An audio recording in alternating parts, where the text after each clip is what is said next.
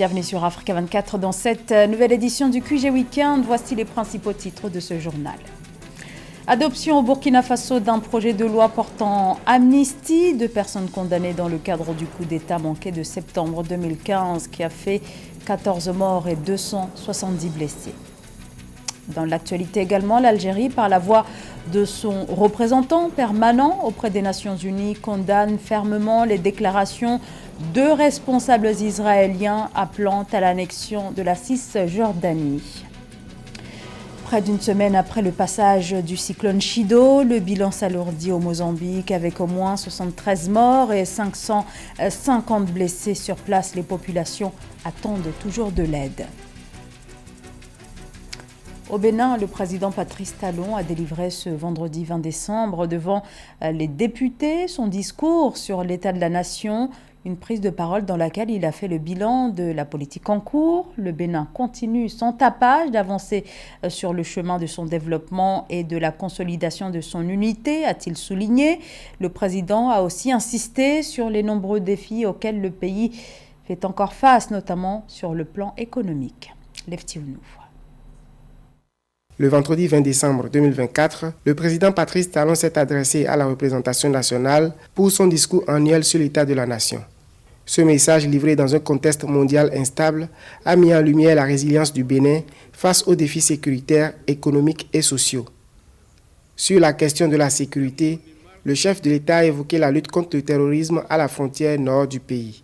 Malgré nos efforts qui nous permettent de contenir le mal, voire de le faire reculer, nos forces de défense et de sécurité positionnées sur nos lignes de frontière nord continuent d'être éprouvées par des terroristes en totale liberté dans des pays voisins. Cependant, je peux vous affirmer que les investissements qui sont en cours, tant en matériel, en infrastructure qu'en ressources humaines, nous permettront, sous peu, de tenir les terroristes loin de notre territoire. Dans le domaine du développement, Patrice Talon a mis en avant les avancées significatives. L'accès à l'eau potable a atteint 80% contre 42% en 2016 et le secteur électrique a été renforcé pour répondre à une demande en forte croissance. Le développement des infrastructures modernes comme les hôpitaux et les cités administratives a également été salué. Le président a insisté sur le rayonnement international du Bénin, désormais classé parmi les 25 destinations touristiques les plus prisées pour l'année 2025. Cette performance inédite n'est autre que le résultat de notre action résolue pour le développement touristique. Et il est clair qu'elle va s'améliorer encore avec l'achèvement de nombreux chantiers en cours dans le pays. Le président de la République, Patrice Talon, a conclu son discours sur une note d'espoir, appelant à l'unité nationale et à une responsabilité collective. Alors que le pays se dirige vers les élections générales de 2026, dans un contexte de tensions politiques, les attentes des citoyens demeurent élevées.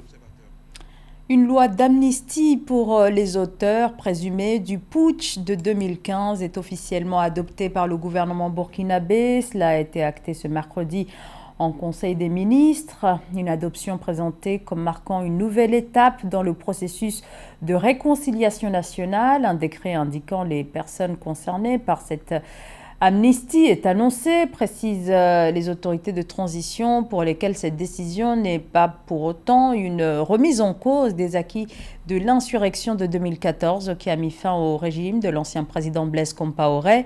Les événements de septembre 2015, marqués par ce coup d'État manqué, ont conduit à des poursuites judiciaires. De nombreuses personnes ont été condamnées pour atteinte à la sûreté de l'État et d'autres infractions connexes. Pour rappel, le 16 septembre 2015, un commando du RSP, unité d'élite de l'armée, avait tenté d'arrêter le gouvernement de transition. Cette tentative, qui a fait 14 morts et 270 blessés, avait abouti à l'arrestation et à la condamnation de plusieurs officiers, dont les généraux Gilbert Diendéré et Djibril Bassolé, condamnés à des peines de prison ferme. Alors que l'offensive israélienne se poursuit à Gaza, avec désormais un bilan de 45 000 morts en Palestine depuis octobre 2023, Devant le Conseil de sécurité de l'ONU, ce mercredi, l'Algérie a condamné les déclarations de responsables israéliens appelant à l'annexion de la Cisjordanie, mais aussi à la fin des activités de l'Agence des Nations Unies chargée des réfugiés palestiniens. Chekomar Kamara. Les autorités algériennes ont condamné le 18 décembre 2024 devant le Conseil de sécurité les dernières déclarations faites par des responsables sionistes appelant à l'annexion de la Cisjordanie. Ammar Benjama, représentant permanent de l'Algérie auprès des Nations Unies, a déclaré lors d'une réunion dédiée à la situation au Moyen-Orient et en Palestine que les propos des dirigeants israéliens pourraient compromettre toute perspective de paix et saper les efforts déployés pour instaurer l'État de Palestine. Nous réaffirmons nos condamnations fermes des décisions adoptées par les autorités israéliennes visant à interrompre les activités de l'UNRWA dans le territoire palestinien occupé. Et je serai clair, Madame la Présidente, l'UNRWA est irremplaçable.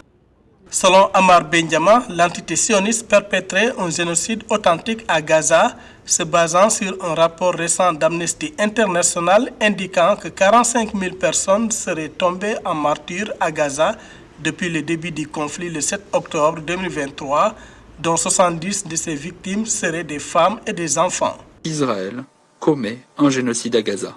Ce fait a été documenté de façon méticuleuse par Amnesty International dans son dernier rapport intitulé « Vous avez l'impression d'être un sous-humain, le génocide d'Israël contre les Palestiniennes et Palestiniens de Gaza ». Selon les autorités algériennes, la stabilité et la sécurité au Moyen-Orient sont étroitement liées à la résolution de la question palestinienne qui nécessite la fin de l'occupation et la restauration des droits inaliénables du peuple palestinien.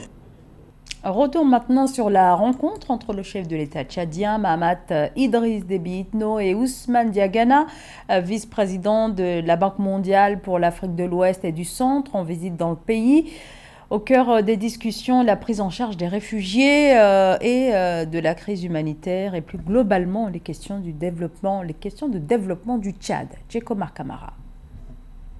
Le président de la République du Tchad, Mahamat Idriss Déby, a reçu le 19 décembre 2024 Ousmane Diagana, vice-président de la Banque mondiale pour l'Afrique de l'Ouest et du Centre, lors d'une visite de travail à N'Djamena. Cette rencontre a suscité des discussions fructueuses autour de plusieurs sujets cruciaux, notamment l'organisation d'une conférence internationale sur l'électrification de l'Afrique, l'exécution des programmes financés par la Banque mondiale et le renforcement du partenariat entre l'institution financière et le Tchad, en particulier dans le contexte de la crise des réfugiés du Soudan.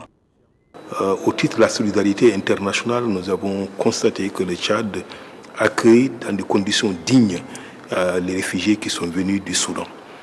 Et bien sûr, ceci est à saluer, mais en même temps, nous reconnaissons que ça met des pressions sur les ressources du Tchad.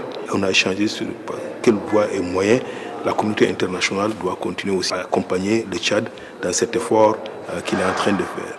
L'entretien entre les deux personnalités a également permis de discuter des différents programmes financés par la Banque mondiale, notamment ceux liés à l'éducation, à la santé et à l'infrastructure. Nous avons des projets dans le secteur de l'éducation, de la santé, de l'énergie, de l'agriculture, des infrastructures, de l'économie numérique et j'en passe.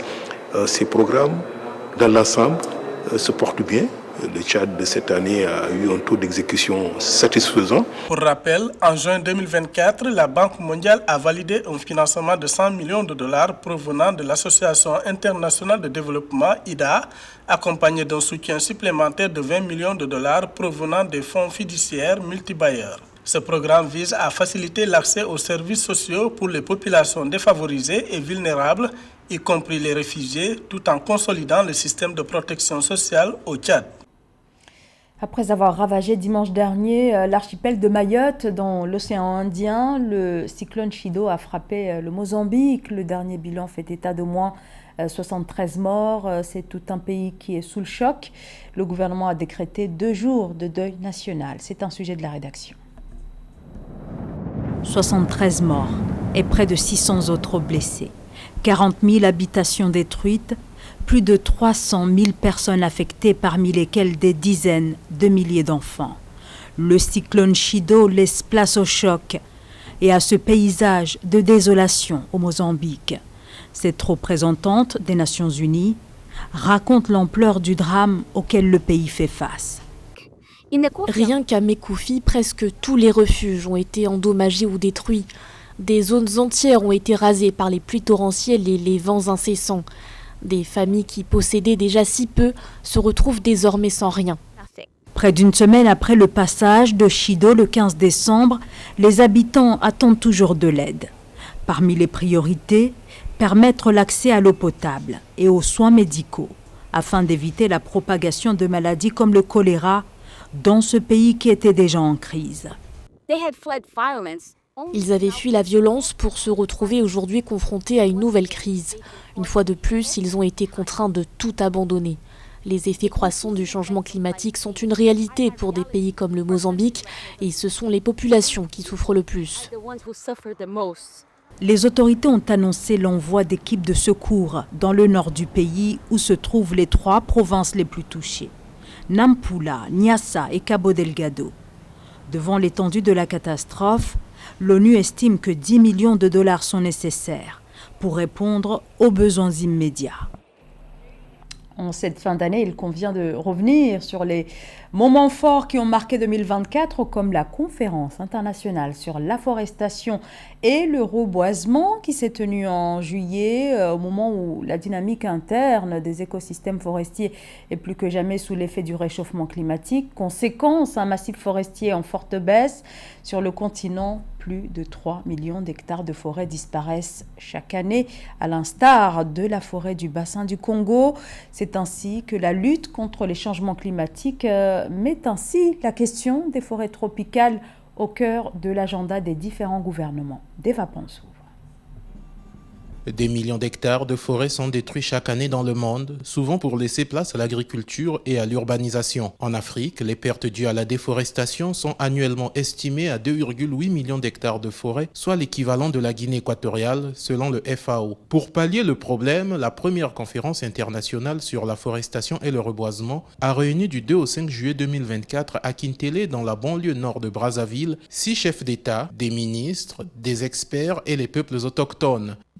Les forêts dégradées ou menacées en Afrique et dans le reste du monde doivent retrouver toute leur vitalité en lien avec la préservation des écosystèmes de biodiversité et la lutte contre les changements climatiques.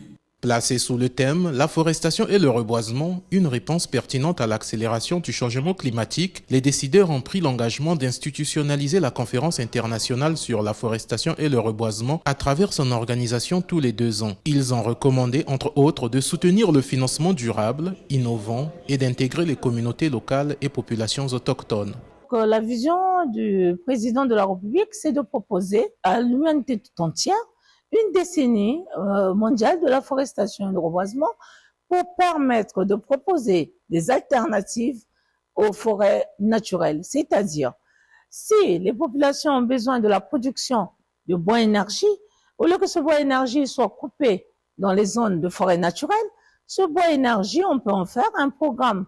Il faut aujourd'hui 40 millions d'hectares de plantations nécessaires pour répondre aux besoins d'afforestation et de reboisement de la planète et 300 millions de dollars américains. Selon les organisateurs, la conférence internationale sur l'afforestation et le reboisement a lancé la décennie mondiale d'afforestation et de reboisement, une initiative du chef de l'État congolais Denis Sassou Nguesso, prise lors de la COP27 qui s'est tenue en 2023 en Égypte. Ce journal a été préparé par l'ensemble de la rédaction. Merci à vous de nous avoir suivis. Restez sur Africa 24, l'actualité continue.